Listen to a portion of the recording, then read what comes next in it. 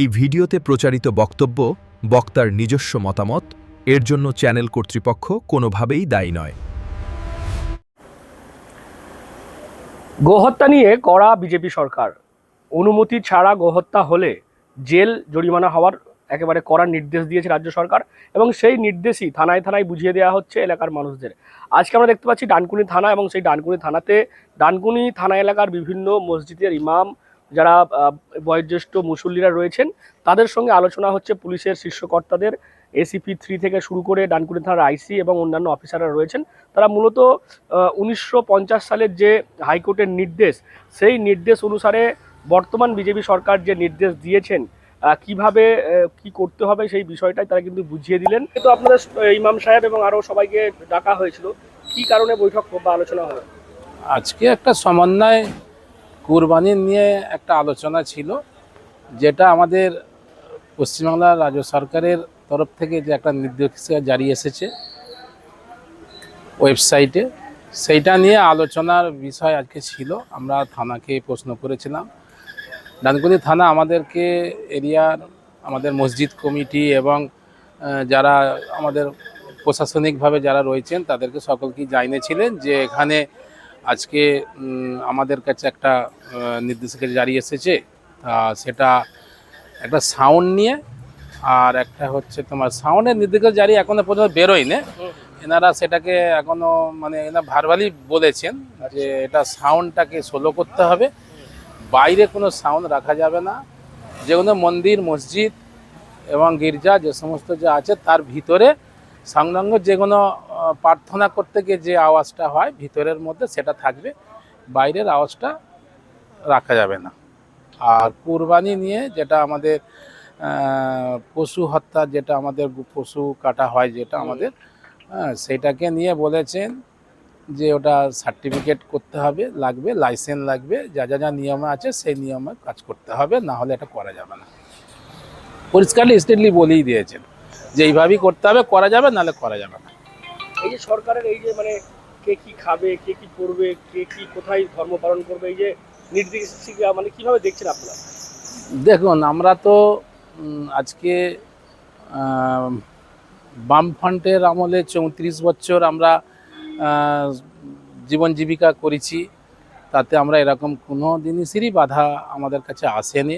হয়তো আইন ছিল থাকা সত্ত্বেও ধর্মে যে যার সে তার মতন ধর্ম পালন করেছে, যে যার মতন তারা যে যার খাবার খেয়েছেন, এবং তারপরেও সরকার 15 বছরের জন্য আমাদের তৃণমূল সরকার এসেছে, তাতেও আমাদের কোনো এ সমস্ত কিছু নিয়ে বাধাবিঘ্ন হয়নি। আজকের ডেটে যেটা আইন আছে সংবিধান অনুযায়ী, সেই কত ধারার আইন একটা বললো, ওই আইন অনুযায়ী একটা নির্দেশিকা জারি করে পাঠিয়েছে ওয়েবসাইটে, এবং প্রশাসনের কাছে সমস্ত জায়গাতেই এসেছে। তো সেই নিয়ম মাফিক ওনারা এটা নির্দেশ করছেন যে এটা করা যাবে না।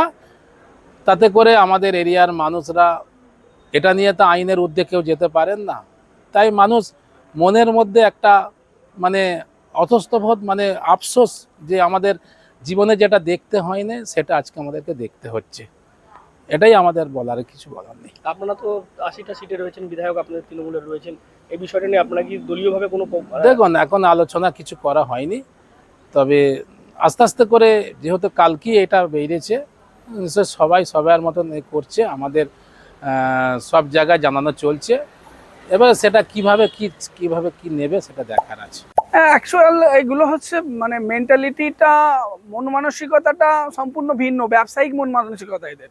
আমরা চাই যদি কোনো ধর্মের, আমাদের একদম বাস্তব হিন্দু ভাইদের যদি সেন্টিমেন্টাল ব্যাপার থাকে গোহত্যা করাতে, আমরা ব্যক্তিগতভাবে ডিমান্ড করছি এবং সাংগঠনিকভাবে ডিমান্ড করছি যে সারা ভারতবর্ষে আইন করে গোহত্যা বন্ধ করা হোক।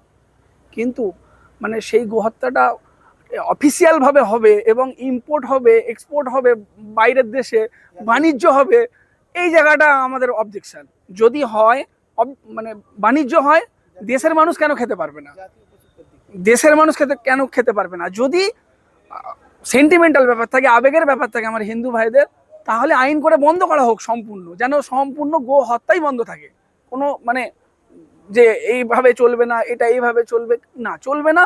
যদি সেন্টিমেন্টাল ব্যাপার থেকে সম্পূর্ণ বন্ধ করে দেওয়া হোক, আর নচেত একজনকে নির্দিষ্ট মানে ধর্মীয় উৎসবের সময় একটা সার্কুলার জারি করে দেওয়া যে এই বিধিনিষেধ করা, কিন্তু মানে সম্পূর্ণ গাইডলাইন নেই। যেমন ওর মধ্যে আমরা একটা জিনিস দেখছিলাম যে পৌর কর্তৃপক্ষ বা পঞ্চায়েত সমিতি নির্ধারিত জায়গাতে এটা করতে হবে, স্বাগত জানাচ্ছি, কিন্তু সেই পৌর কর্তৃপক্ষ বা পঞ্চায়েত সমিতিকে কেন গভর্নমেন্ট অফ ওয়েস্ট বেঙ্গল এখনো সার্কুলার দেয়নি যে এই মর্মে তুমি সার্টিফিকেট দিতে পারবে বা পারবে না? কোনো সার্কুলার নির্দিষ্ট কোনো পলিসি নেই, জাস্ট উপর থেকে একটা অর্ডার হয়ে গেল, সেটা ইমপ্লিমেন্ট করতে পারি। কার্যকর করার জন্য সেই ব্যবস্থাটা তো নিতে হবে, সেই সব মেন্টালিটি বা সেই সব মন মানসিকতা না। আমরা স্বাগত জানাচ্ছি, আইনকে শ্রদ্ধা করি, দেশকে শ্রদ্ধা করি, দেশকে ভালোবাসি, আমরা দেশকে এগিয়ে নিয়ে যাওয়ার জন্য যথাযথ আমরা যেমন স্বাধীনতা সংগ্রামে প্রাণ দিয়েছি আমাদের পূর্বপুরুষরা, আগামীতেও আমরা নিজেদের রক্তের বিনিময়ে হলেও দেশকে রক্ষা করব, সংবিধানকে আমরা বাঁচাবো, কিন্তু সেটা যেন সবাইকে সম্মিলিতভাবে হয়, সেই জায়গাটা তৈরি করতে হবে। তো কোনো গভর্নমেন্টের পলিসি আলাদা থাকবে, আগের 15 বছর গভর্নমেন্টের একটা পলিসি ছিল, তার আগে 34 বছরের গভর্নমেন্টের একটা পলিসি ছিল, এই গভর্নমেন্টের একটা পলিসি থাকবে, এটা বাস্তব, থাকুক, সে ক্ষমতায় এসে তার একটা পলিসি রাখবে, কিন্তু কোনো নাগরিকের মৌলিক অধিকার যদি হরণ হয়, এই জায়গাটাই আমাদের অবজেকশন।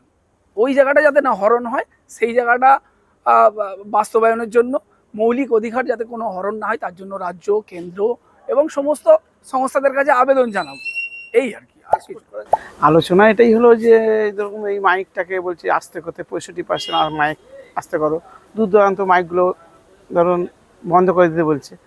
ঠিক আছে, বন্ধ তো করে দেবে, কিন্তু যেগুলো আমাদের পারমিশন নিয়ে করবো করতে দেবে তাও বলেছে, কিন্তু হঠাৎ করে পুরো মাইক খুলে দেওয়া বলা তো সম্ভব নয়। যে কোনো একটা ধর্মকে ছোট করে দেওয়া কিংবা তার আত্মায় ধাক্কা দেওয়া, এগুলো ঠিক নয়।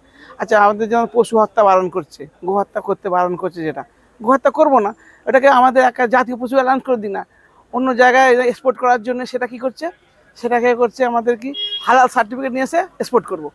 এক্সপোর্ট করার জন্য যদি করতে পারে, আমাদের মুসলমানকে খেতে দিতে দেবে না, সেগুলোও তো অন্য দেশে গিয়ে খাওয়া দাওয়া করছে।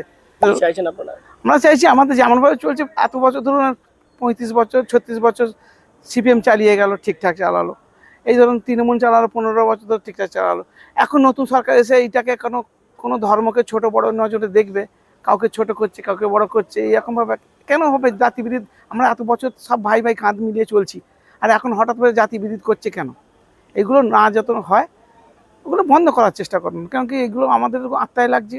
ধরুন আরও কিছু, সব তো অ্যাকচুয়ালি সব মুসলিম সব হিন্দু এক নয়, দু একজন এসে এখানে বাড়াবাড়ি করছে, সেইগুলোকে নিয়ে ধরুন আমাদের রাজনীতি খেলছে, এগুলো ঠিক নয়, এগুলো ছোট করুন। তোমার নামটা বলো। আমার নাম শেখ আশরাফুদ্দিন। এবং যেমনটা সাধারণ মানুষ এবং ইমাম সাহেবরা বলছেন যে সরকারি যে নির্দেশ, অবশ্যই তারা সেটাকে স্বাগত জানাচ্ছেন এবং সরকারি নির্দেশ মেনেই তারা উৎসব উদযাপন করবেন এবং যে যে নির্দেশ বলা হয়েছে সেগুলো তারা পালন করবেন। তার পাশাপাশি তারা কিন্তু প্রশ্নও তুলছেন, নামি দামি যে বড় বড় কোম্পানি রয়েছে তারা কিন্তু বিফ এক্সপোর্ট করছে, অর্থাৎ আমাদের দেশ থেকে তারা অন্যান্য দেশে কিন্তু এই গোমাংস রপ্তানি করছে, সেটা কেন হচ্ছে, সেটাকেও বন্ধ করা উচিত, এমনটাও কিন্তু সাধারণ মানুষ বা মুসল্লি যারা এসেছিলেন তারা বলছেন। সব মিলে দেখা যাচ্ছে যে বিজেপি সরকার ক্ষমতায় আসার পর থেকেই একদিকে যেমন তারা এই দেখেছি আমরা কড়াকড়ি বিভিন্ন দুর্নীতি বা তোলাবাজ এই সমস্ত বিরুদ্ধে যেমন তারা অ্যাকশন নিচ্ছে, তার পাশাপাশি গোহত্যা নিয়েও তারা একেবারে কড়া নির্দেশ দিয়েছে, বিভিন্ন থানাকে ইতিমধ্যেই বলে দেওয়া হয়েছে। আমরা দেখতে পাচ্ছি ইতিমধ্যেই পুলিশ অবৈধ যারা গরু পাচার করছে তাদের বিরুদ্ধে ব্যবস্থা নিচ্ছে। হুগলি গ্রামীণ জেলা পুলিশের বিভিন্ন থানা এলাকা তারা ইতিমধ্যেই বেশ কয়েকটা দেখা গেছে গাড়ি তারা ধরেছেন এবং অনেককে অ্যারেস্টও করেছেন। তার পাশাপাশি আজকে মূলত ডানকুনি থানায় সেই বিষয়টা স্পষ্ট করে দেওয়া হলো, সরকারের নির্দেশ মেনে কিন্তু এই বিষয়গুলোকে করতে হবে, না হলে কিন্তু জেল জরিমানা হওয়ার সম্ভাবনা এবং করা যে নির্দেশ রয়েছে সেটাই কিন্তু আজকে ডানকুনি থানার পক্ষ থেকে বুঝিয়ে দেওয়া হলো এই এলাকার মানুষদেরকে। আপনারা কি বলবেন সরকারের এই নির্দেশ নিয়ে? অবশ্যই আপনারা কমেন্ট করুন কমেন্ট বক্সে। এরকম আরও খবর পেতে নজর রাখুন ডিএনএন বাংলায়। ডিএনএন বাংলা সবার মনে সবার ফোনে।